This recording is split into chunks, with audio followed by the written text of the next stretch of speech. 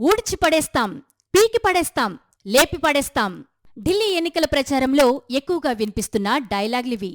ఊడ్చి పడేస్తామని ఆమ్ ఆద్మీ పార్టీ అంటుంటే, ఈసారి అది చూస్తామని బీజేపీ తొడగొట్టి సవాల్ విసురుతోంది. మరోవైపు ఎన్నికల ప్రచారంలో కాంగ్రెస్ కాస్త వెనుకబడినట్లు కనిపించినా ఇప్పుడిప్పుడే దూకుడు పెంచేందుకు సిద్ధమవుతోంది. అయితే పోటీ మాత్రం ఆప్, బీజేపీ మధ్య ఉంటుందని విశ్లేషకులు చెబుతున్నారు. 27 ఏళ్లుగా ఢిల్లీలో అధికారానికి దూరంగా ఉన్న బీజేపీ ఆప్ను ఓడించేందుకు పూర్తిగా స్థానిక సమస్యలపైనే దృష్టి కేంద్రీకరించిందనే ప్రచారం జరుగుతోంది. డ్రైన్లు, నీట మునిగిన రోడ్ల గురించే ప్రధాని మోదీ ఎక్కువగా మాట్లాడుతున్నారు.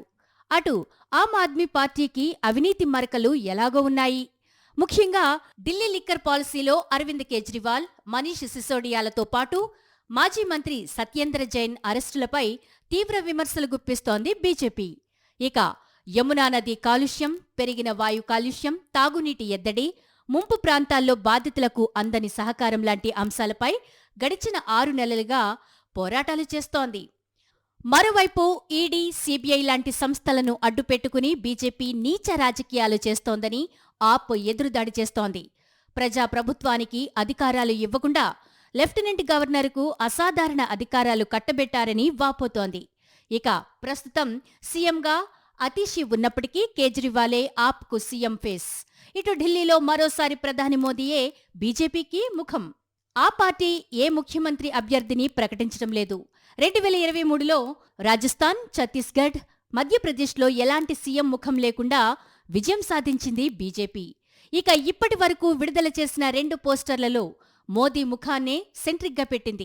ఇటు కేజ్రీవాల్ సీఎంగా ఉన్న సమయంలో ముఖ్యమంత్రి విలాసవంతమైన నివాసానికి సంబంధించి శీష్ మహల్ గురించి ప్రచారం చేస్తూ ఆప్పపై మోదీ మాటల దాడి చేస్తున్నారు.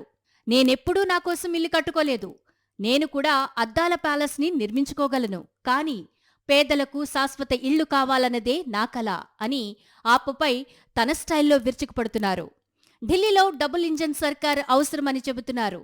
ఇక ఢిల్లీలోని మొత్తం 70 స్థానాల్లో కాంగ్రెస్, బహుజన్ సమాజ్ పార్టీ పోటీ చేస్తున్నాయి. ఈ 2 పార్టీలు ఆప్ ఓటు బ్యాంకుకు గండికొట్టి బీజేపీకి లాభం చేస్తాయని బీజేపీ సపోర్టర్స్ అభిప్రాయపడుతున్నారు. మరోవైపు దళిత ఓటు బ్యాంకు కూడా ఆప్కు దూరమయ్యే ఛాన్స్ ఉందన్న ప్రచారాన్ని బీజేపీ, కాంగ్రెస్ మద్దతుదారులు గట్టిగా చేస్తున్నారు. ప్రముఖ దళిత నాయకుడు రాజేంద్ర ప్రసాద్ గౌతమ్కు ఆప్ 2022 అక్టోబర్లో ఉద్వాసన పలికింది. అప్పటి నుంచి దళితులు ఆపుపై కోపంగా ఉన్నారు. కొంతమంది దళితులు హిందూ మతం నుంచి బౌద్ధంలోకి మారిన కార్యక్రమానికి గౌతమ్ సారథ్యం వహించడం వల్లనే ఆయనను తప్పించారు. దీంతో ఆప్ దళిత వ్యతిరేక విధానాలను అనుసరిస్తుందన్న ప్రచారాన్ని ప్రత్యర్థులు ప్రజల్లోకి తీసుకువెళుతున్నారు. అయితే ఢిల్లీలో ఓ విషయంలో మాత్రం ఆమ్ ఆద్మీ పార్టీదే పైచేయని చెబుతున్నారు ఆ పార్టీ మద్దతుదారులు. అదే ఉచిత విద్యుత్ అంశం.